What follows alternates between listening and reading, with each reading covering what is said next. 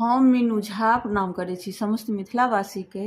अपन माताजी के संग एकटा नचारी लऽ कऽ उपस्थित छी। धन्यवाद। जय मिथिला, जय मैथिली। एक दिस छिलके गंगा नीर, दोसर भस्म भरल शरीर। एक दिस छिलके गंगा नीर, दोसर भस्म भरल शरीर। तेसर ठाढ़ छथे मैना के अंगनमा, गौरी के सजनमा ना। हे तेसर ठाढ़ छथे मैना के अंगनमा, गौरी के सजनमा ना। एक हाथ डमरू के डिमकाय, माथे जटा विशाल बढ़ाए। माथे जटा विशाल बढ़ाए, हिनकर भांग लेला कटल पारानमा, गौरी के सजनमा ना। हिनकर भांग लेला कटल पारानमा, गौरी के सजनमा ना।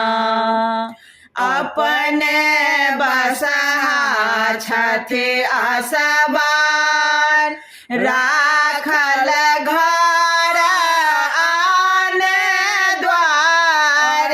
राखल घर आन द्वार, संगे गौरे रखता कौन हे भवनमा, गौरी के सजनमा ना। संगे गौरी के रखता कौन हे भवनमा, गौरी के सजनमा ना। नागक लटकल डोर देखो, नमरलहिन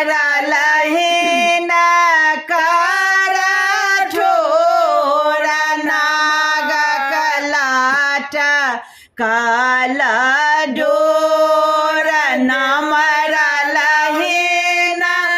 कर ठोर। बाघक छाल छाने ओढ़न पहिरनमा, गौरी के सजनमा